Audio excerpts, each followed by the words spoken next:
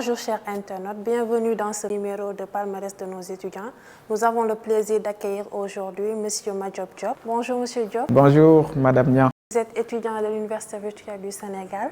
Effectivement. Précisément en sciences juridiques et politiques à l'espace numérique ouvert de Saint-Louis. Effectivement. Vous êtes également très intéressé par tout ce qui touche à l'environnement. Effectivement. D'où le nom de votre association Action Verte. Dans le cadre de la rubrique palmarès de nos étudiants, la DCM voudrait en savoir plus sur vos activités et votre association. Vous pouvez vous présenter à nos internautes. Merci Madame Nia. Je m'appelle Madiop Diop. Je suis étudiant à l'Université virtuelle du Sénégal, à la faculté des sciences juridiques et politiques, spécialisé en droit international public niveau Master 2. Donc j'ai eu le baccalauréat en 2014. Par la suite, on m'a orienté à l'UVS donc pour suivre une formation en sciences juridiques et politiques. D'accord.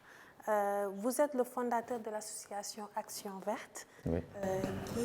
Qu'est-ce qui vous a motivé à mettre en place votre association? Oui, la création de l'association Action Verte remonte depuis l'enfance. C'est-à-dire que j'ai été animé d'une volonté manifeste de s'engager pour une cause environnementale, c'est-à-dire être un fervent défenseur de l'environnement. Donc, en intégrant l'espace numérique ouvert de Saint-Louis, au niveau de cet espace, on a développé des activités. Et la première activité à développer, c'était en collaboration avec les étudiants de l'espace numérique ouvert de Saint-Louis, en l'occurrence le président du BENO sortant, Abdoulaye Malick Thiam, qui nous avait invités à faire des activités de reboisement au niveau de l'espace numérique ouvert. Vous l'avez constaté en rentrant au niveau de l'ENO. Il y a ces aménagements-là que vous voyez. C'est en collaboration avec le bureau sortant qu'on a eu à le faire. Et par rapport aussi à ce souci, on était des groupes d'étudiants de l'UVS, de l'UGB, donc à être ensemble, à boire du thé. Un jour, on s'est dit que pourquoi pas créer quelque chose pour sensibiliser les personnes pour qu'ils puissent respecter l'environnement. Du coup, on avait un infographiste qui s'appelle Ousseynou Ka.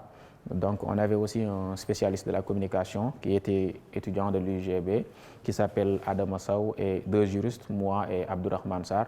Nous avons pensé le modèle et ainsi commencé les activités. D'accord. Quelles ont été vos plus grandes réalisations depuis le démarrage de votre association? Oui, depuis le démarrage de l'association, on a mis en place un programme qui s'appelle École Verte. Et au niveau de ce programme, on a développé ce qu'on appelle une certaine campagne de sensibilisation au niveau des écoles primaires et ciblé des écoles primaires de Saint-Louis en collaboration avec l'inspection d'académie de Saint-Louis pour qu'on puisse avoir une génération consciente des impératifs du développement durable, mais aussi respecter l'environnement de manière générale. Et par rapport à ça, les réalisations de l'association Action Verte ont permis en 2020 d'être nommé ambassadeur vert pour l'Union africaine du climat en Afrique subsaharienne. Du coup, je suis aussi nommé le coordonnateur des environnementalistes au niveau de la zone nord. Je dirige les activités environnementales au niveau de 3 régions, Saint-Louis, Louga et Matam. Et par rapport à ces réalisations-là, nous avons implanté des activités de reboisement au niveau des écoles ciblées, au niveau de notre programme École Verte, et sensibiliser, inciter les élèves à mieux respecter l'environnement, mais aussi inciter les élèves à faire des gestes éco-responsables, c'est-à-dire le recyclage, le jardinage, tout ce qui suit avec ce qu'on appelle la protection de l'environnement. Effectivement. Maintenant, comment vous financez vos activités? Oui, les activités, on les finance bénévolement, c'est-à-dire on est un groupe d'étudiants, on fait ce qu'on appelle une certaine programmation budgétaire et par rapport à cette programmation budgétaire, si on veut faire des activités, on essaiera de faire de sorte que chaque membre de l'association puisse participer à cotiser souverainement. On n'a pas fixé une somme pour que chaque membre cotise, mais on demande uniquement si chaque membre a la possibilité de ses moyens financiers, donc de cotiser pour qu'on puisse avoir une activité rentable. Aussi à rappeler que c'est une association à but non lucratif, c'est-à-dire que nous faisons du service à la communauté et par rapport à ce service à la communauté, il est normalement admis que les gens qui participent au niveau de ces activités-là adhèrent volontairement. S'ils adhèrent volontairement, on ne peut pas forcer les gens à aller dire que voilà, vous donnez une somme comme ci, une somme comme ça pour financer nos activités. On n'impose pas à nos membres de financer obligatoirement. On leur dit l'activité, s'ils sont d'accord, ils financent les activités et voilà quoi. D'accord. Quel message adressez-vous aux autorités, aux populations de la ville de Saint-Louis pour rendre Saint-Louis propre? Exactement. Pour rendre Saint-Louis propre, il y a ce qu'on appelle une certaine politique que nos gouvernants, que nos États doivent prendre en considération. C'est ce qu'on appelle l'environnement. On est au XXIe siècle. Il y a ce qu'on appelle les conséquences des réchauffements climatiques qui sont là, qui sont visibles. Modification du régime des précipitations, fonte des glaciers, les inondations. Ça menace considérablement la vie humaine. Et par rapport à ça, il faudra ce qu'on appelle l'implication de toutes les parties prenantes pour qu'on puisse avoir ce qu'on appelle un monde meilleur, un monde qui saura respecter les principes du développement durable. Et ces principes-là vont commencer par ce qu'on appelle une certaine responsabilité individuelle. Cette responsabilité individuelle que je donne à mes chers amis étudiants, c'est ce qu'on appelle un principe qui est universel. Ce principe-là avait été, je pense, bien décrié par Emmanuel Kant dans la critique de la raison. Il disait que l'homme doit agir de telle sorte que la maxime de son action puisse être érigée en un principe de législation universelle. Fin de citation. Et par principe de législation universelle, c'est de comprendre la responsabilité qu'on a pour engager la responsabilité de la communauté. Donc, les pouvoirs publics devraient accompagner les associations de jeunes pour qu'on puisse avoir ce qu'on appelle un monde meilleur, particulièrement une ville saint-louisienne qui va respecter les principes du développement durable. D'accord.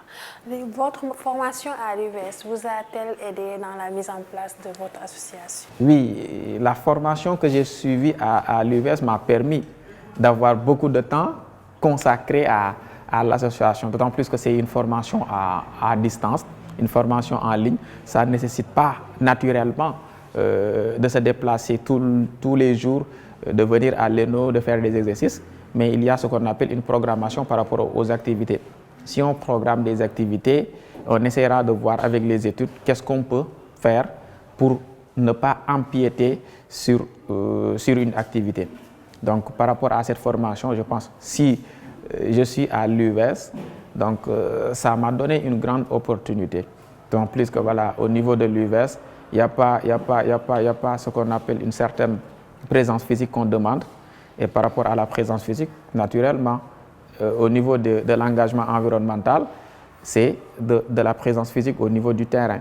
Donc, naturellement, il faudra allier les deux choses et ainsi s'organiser à avoir ce qu'on appelle un calendrier bien déterminé et faire des activités à temps. Nous avons remarqué que vous accordez beaucoup d'importance aux activités de reboisement, de nettoyage au niveau des écoles. Oui. Pourquoi cette orientation? L'école, c'est le début même du processus de formation de l'enfant. C'est-à-dire que par l'école, on essaie de former une génération qui va ainsi représenter le pays dans d'autres sphères. Et par rapport à l'école, il y a considérablement ce qu'on appelle un processus. Et par rapport à ce processus, il faudra renverser la tendance. Pourquoi renverser la tendance? Parce que la sensibilisation environnementale, si on essaie de sensibiliser les adultes, c'est assez compliqué. Parce que les adultes, leur esprit est assez formaté pour qu'ils puissent comprendre les impératifs du développement durable. Donc, il faudra renverser la tendance. On a jugé nécessaire d'aller au niveau des établissements, de former une génération qui grandit avec les valeurs qu'on enseigne au niveau de la protection de l'environnement. C'est ainsi qu'on a choisi ces établissements. Mais aussi, ça n'empêche pas qu'on a des activités pour les adultes. On est au niveau de l'environnement, au niveau de la restauration des terres, de la gestion des déchets, tout ce qui touche à l'environnement nous intéresse. Mais par rapport au ciblage, au niveau des écoles primaires, c'est essentiel pour qu'on puisse avoir une génération consciente des impératifs du développement durable. Quelles sont vos perspectives et ambitions par rapport à votre association? Oui, on a prévu d'élargir ça. Récemment, nous avons mis en place un comité au niveau de Thiès.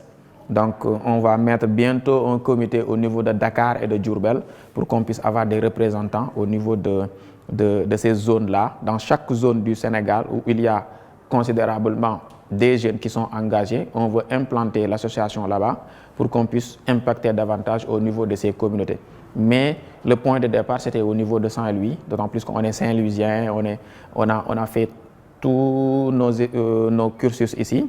Donc, naturellement, il fallait passer par Saint-Louis et faire ce qu'on appelle une amplification au niveau des autres localités. Le mot de la fin? Bon, le mot de la fin, on vous remercie considérablement de votre déplacement, mais aussi on remercie les membres de l'association. Chaque instant, on fait des activités, on les balance des communications. Parfois, c'est assez compliqué, mais tout ceci, c'est pour les impliquer davantage vers la gestion d'un pays durable, d'un avenir certain qui va imposer ce qu'on appelle leur empreinte vers ce qu'on appelle la construction nationale. Donc, remercier le secrétaire général Abdourahmane Sarr, vice-présidente Oulimata Diong, qui sont des étudiants de l'UVES, donc Abdoulaye Malik Thiam, au niveau de la communication, aussi Adama Saou Ousseinouka, les autres qui gravitent autour de ça, et aussi l'équipe de planification dirigée par Abdourahmane Sarr. Donc, merci à vous aussi, merci à toute l'équipe de la DSM. Merci aussi aux étudiants de l'espace numérique ouvert de Saint-Louis, à l'administration. Je vais passer par M. Diop qui fera la représentation efficace au niveau de cet espace numérique ouvert.